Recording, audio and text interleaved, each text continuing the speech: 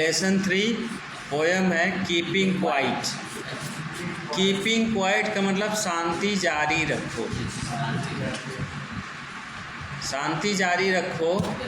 इसके राइटर है Pablo Neruda. पागलो नहीं, पाब्लो नेरूदा। सुनो PABLO, Pablo Neruda, NERUDA। Pablo Neruda इसके राइटर हैं। और कीपिंग क्वाइट जो है एंटी वार पोयम है। एंटी वार का मतलब जानते हो, युद्ध के विरुद्ध। कीपिंग क्वाइट का मतलब क्या है? शांत रहो। कोई तुमसे झगड़ा करता है, कोई तुमसे ईर्ष्या करता है, कोई तुमको गाली देता है, कोई कुछ भी करता है, कीप क्वाइट, शांत रहो।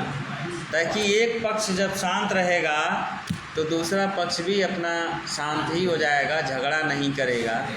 और शांति इस प्रकृति के लिए बहुत ज़रूरी है, इस संसार के लिए बहुत ज़रूरी है। और यदि शांति नहीं आई तो इस संसार का विनाश हो जाएगा। और जो सृजन होता है वो शांति में ही सृजन।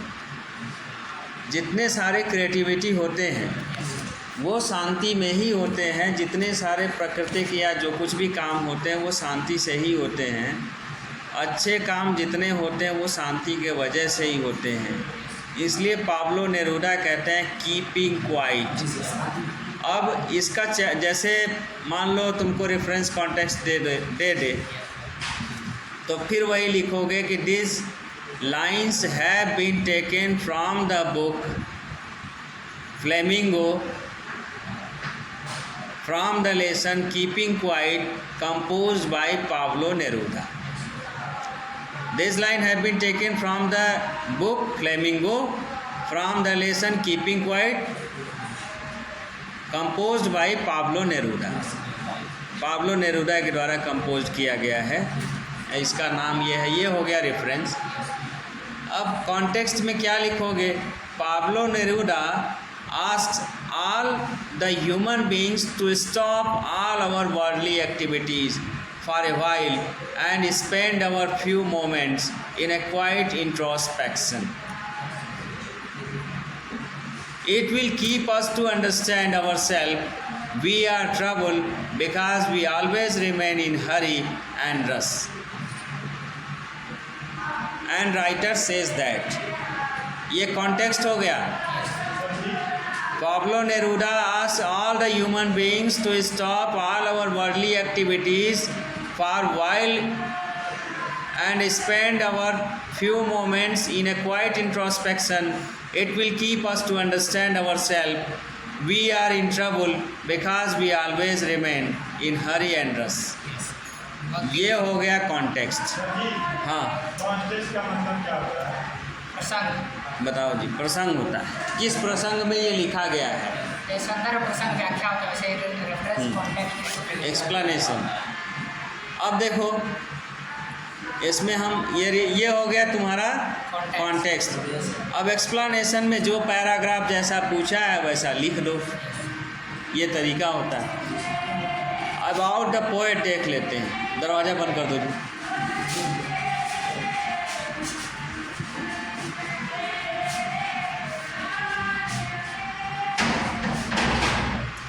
Pablo Neruda 1904-1973 1904-1973 is the pen name of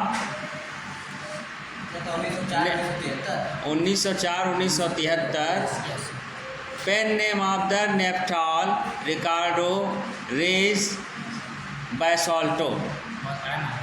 ये उनका पूरा नाम है और उनका पेन नाम है पाब्लो नेरूदा।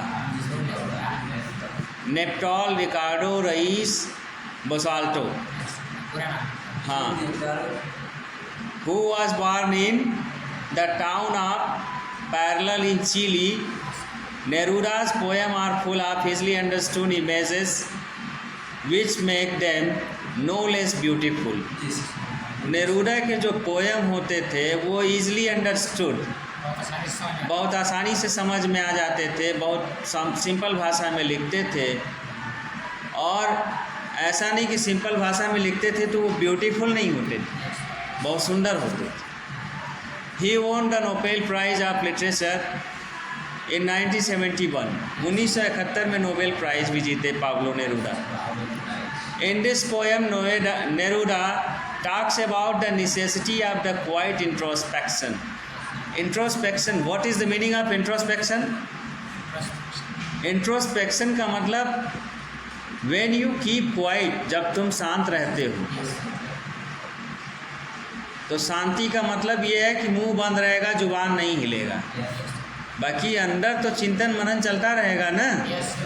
जो whatever you do in your past, जो कुछ तुमने पास्ट में किया है, you think about it, you have done right और रॉन्ग। तुमने जो किया है वो राइट किया है या रॉन्ग किया है, इसका इमेजिनेशन तो करोगे ना। This imagination is introspection. INTROPECTION। मन में कोई कल्पना करते हैं। हाँ, जो तुम पुरानी चीज़ों के बारे में सोचते हो कि ये हमसे हुआ है, हमने उचित किया है या अनुचित किया है, तब उस चीज़ को इंट्रोस्पेक्शन कहा जाता है। It will keep us to understand our self, जिससे हम अपने बारे में समझते हैं। हम बकर बकर बोलते रहें तो हमको अपने बारे में समझने का मौका नहीं मिलेगा, अपने बारे में सुधार करने का मौका नहीं मिलेगा। सुधार करने का मौका कब मिलेगा? जब हम शांत रह के उसका मूल्यांकन करेंगे, इवैल्यूएशन करेंगे कि whatever we did in our past that is right और रॉन्ग, वो सही है या गलत है। जब हम उसका इवैल्यूएट करेंगे, इवैल्यूएशन करेंगे, तब पता चलेगा। मान लो तुमने परीक्षा दिया और अपना मिलाया नहीं कि हमने कितना क्वेश्चन सही किया, कितना गलत किया है। जब उसका मूल्यांकन करोगे तब तो सही समझ में आएगा कि हमने ये गलत कर दिया, ये सही कर दिया, इसका नंबर इतना आएगा। तो ठीक उसी तरीके से स्वमूल्यांकन के लिए शांत रहना ज़रूरी है। Silence is very necessary to evaluate या टू इंट्रोस्पेक्ट आवर सेल्व्स। अपने आप को इवैल्यूएट करने के लिए या इंट्रोस्पेक्ट करने के लिए शांत रहना बहुत जरूरी है। We are in trouble because we always remain in hurry and rush. हम हमेशा कष्ट में इसी वजह से रहते हैं कि हमेशा जल्दीबाजी में रहते हैं, भाग दौड़ में लगे रहते हैं। अभी ये करना, अभी वो करना, अभी ये करना। ज़िंदगी इसी भाग दौड़ में निकल जाती है, आदमी को कभी रिलैक्स नहीं मिलता। तो राइटर वही कहना चाहते हैं कि क्या इसीलिए ज़िंदगी पाए थे, इसीलिए ज़िंदगी पाए थे कि भाग दौड़ करते रहेंगे, अपने लिए समय नहीं होगा, दूसरों के हालचाल के लिए समय नहीं होगा, मानवता ख़त्म हो जाएगी। इसी नाते तो मानवता ख़त्म हो रही है। आत्मीयता, भाईचारा, ब्रदरहुड, ये सब खत्म हो रहा है।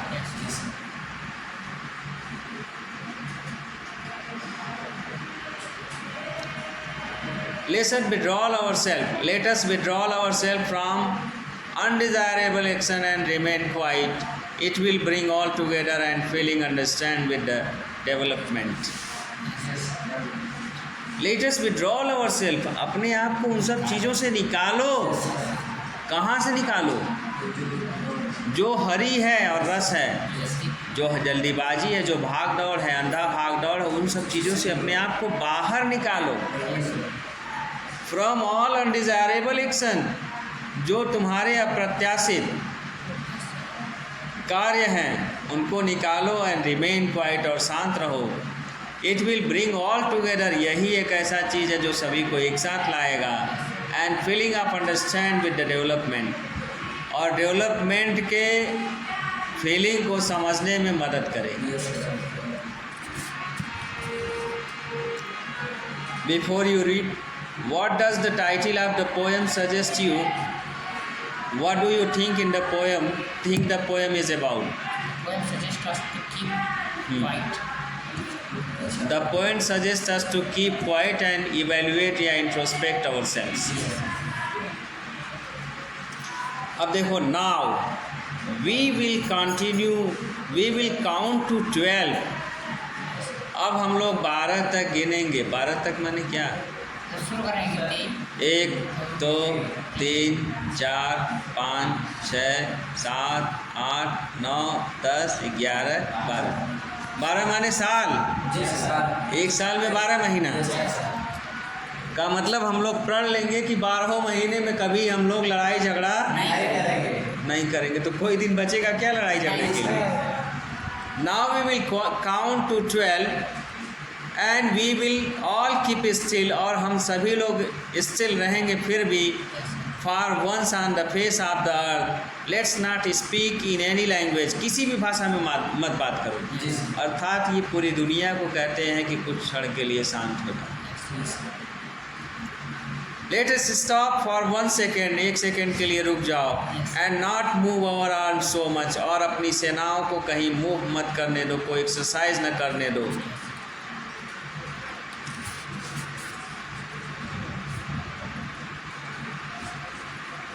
यहाँ देखो, for once on the face of the earth, एक बार धरती के चेहरे पर तो आओ, धरती की प्राकृतिक सुंदरता पर तो आओ, ताकि उसकी प्राकृतिक सुंदरता हम कैसे निखारें उसके बारे में तो सोचो। ये कंक्रीट के शहर क्यों बनाते जा रहे हैं?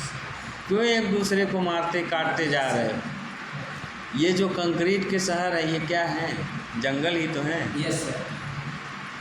जब जंगल रहता है तो पेड़ पौधे, हरियाली रहती है, जंगली जानवर रहते हैं, लोग एक दूसरे को सपोर्ट करते हैं। ये अलग बात है कि जानवर और इंसान का संघर्ष हमेशा से होता आया है, होता रहेगा, मगर बाकी चीज़ें तो सुरक्षित रहती। अब पहाड़ों को तोड़ के सीमेंट बनाया जाता है, पत्थरों को तोड़ा जाता है, तब जाके सीमेंट बनता है, उनसे मकान बनते हैं, गिट्टियाँ बनती हैं, तो वहाँ का बैलेंस तो बिगड़ रहा है ना। तो जब वहाँ का बैलेंस बिगड़ रहा है, जहाँ एकदम तराजू की तरह मान लो धरती है, तो जहाँ पहाड़ है वहाँ का वेट ज़्यादा होगा, वो नीचे होगा। और वहाँ से खोद के पहाड़ को तोड़ ताड़ के दूसरे जगह जहाँ पे ऊपर है वहाँ पे लाओगे तो प्राकृतिक बैलेंस तो बिगड़ेगा ना। तो राइटर वही कह रहे हैं कि हमें धरती के चेहरे को भी देखना होगा। We have to see the face of the earth, या we have to understand the balance of the earth, हमें धरती के बैलेंस को भी समझना होगा। देखो इसमें एलिट्रेशन यूज़ किया गया, वी विल, WEWILL, और 2 बार यूज किया गया, तो इसको एनाफोरा भी कह सकते हो, एनाफोरा। दूसरा पैराग्राफ देखो,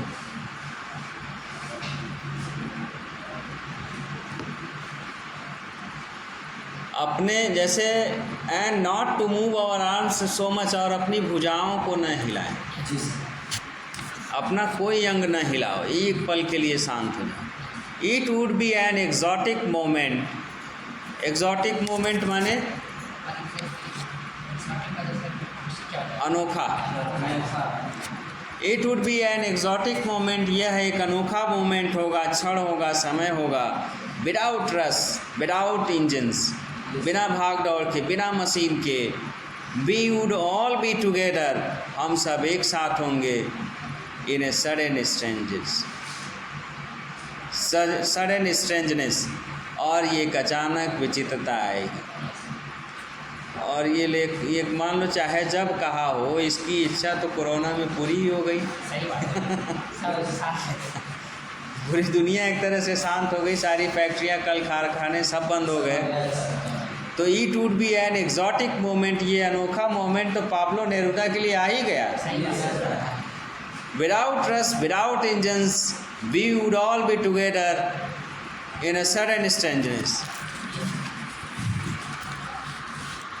एक अनोखा आकर्षक क्षण होगा, बिना भीड़ भाड़ के, बिना इंजन के, मशीनरियों के शोरगुल के, हम सभी एक साथ होंगे एक आकस्मिक विचित्रता में।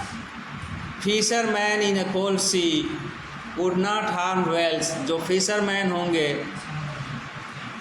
ठंडे गहरे सागर में मछलियों को नुकसान नहीं पहुंचा पाएंगे। And man gathering salt would look at his hard hands, जो नमक बनाने वाले हैं, नमक का बनाने का काम जब तक चलता रहता है, अपने जो चोट लगता है, हाथ कट फट जाते हैं तो उस पर फोकस नहीं करते हैं, सिर्फ नमक बनाने में लगे रहते हैं। उनको थोड़ी फुर्सत मिल जाए कि उस पे नमक लगता है, उनको तकलीफ़ होती है तो वो तकलीफ़ से भी दूर रहेंगे। Those who prepare green wars, ऐसे लोग जो ग्रीन वार्स को छेड़ दिए हैं, हरियाली वाले युद्ध को छेड़ दिए, हरित युद्ध की तैयारी करते हैं। The wars with gas and the wars with fires, जो गैस की लड़ाई है, जो आग की लड़ाई है। विक्ट्री विथ नो सर्वाइवर्स, बचे हुए लोगों की जीत है। नो सर्वाइवर, देखो जो नो सर्वाइवर्स का मतलब जो सर्वाइव नहीं कर पाता है उनकी जीत है, और जो सर्वाइव कर गया उनकी हार। जो मर गया उसकी हार है। युद्ध में कौन सर्वाइव करता है? सैनिक लड़ते रहते हैं। इसमें थोड़ा उल्टा वर्ड मीनिंग हो गया है। विक्ट्री विथ नो सर्वाइवर्स, अर्थात बचे हुए लोगों की विक्ट्री है, विजय है। Would put on clean clothes, जो साफ सुथरे कपड़े पहनते होंगे। And walk about with their brothers, अपने भाइयों के साथ टहलते होंगे। इन शेड डूइंग नथिंग, छाए में और कुछ नहीं करते।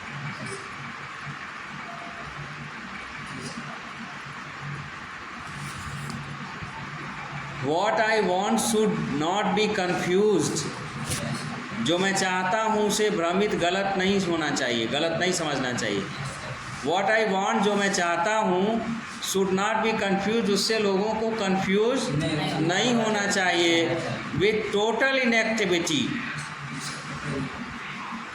जो संपूर्ण इनएक्टिविटी है, अक्रियता, जैसे सक्रियता हो गया, अक्रियता या निष्क्रियता कह सकते हैं।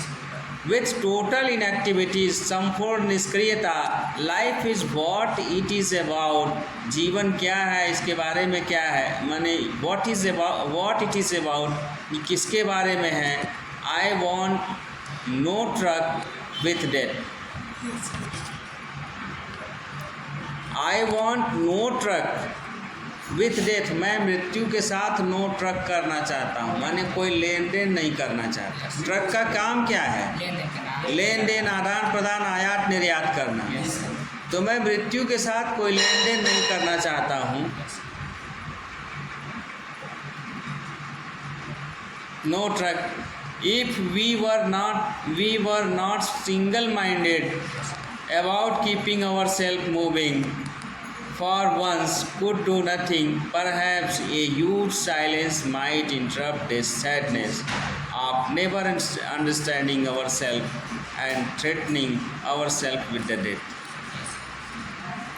मैं मृत्यु के साथ कोई लेन देन नहीं चाहता हूँ, और यदि हमें अपने जीवन को गतिमान करने के लिए एकनिष्ठ एकाग्र नहीं होते हैं और फिर एक बार में कुछ नहीं कर सकते, तो शायद एक बहुत बड़ा मौन शांति इस स्वयं को कभी ना समझ सकने वाली उदासी में बाधा डाल दे, और स्वयं को मृत्यु के भय से धमकाया जा रहा है। इसको मैं पढ़ा दे रहा हूँ शॉर्टकट में, कल डिटेल में एक्सप्लेन कर दूँगा। Perhaps the earth can teach us, शायद पृथ्वी हमें सिखा सकती है। As when everything seems dead, जहाँ सारी चीज़ें मरी हुई प्रतीत हो रही हैं। And later proves to be alive, उसके बावजूद ये अपने आप को जिंदा रखने का सबूत देती है। Now we will count up to 12, अब हमें 12 तक गिनना ही होगा। And you keep quiet and I will go, और आपको गिनना ही होगा और मैं चला जाऊंगा, मैंने शांति से चला जाऊंगा।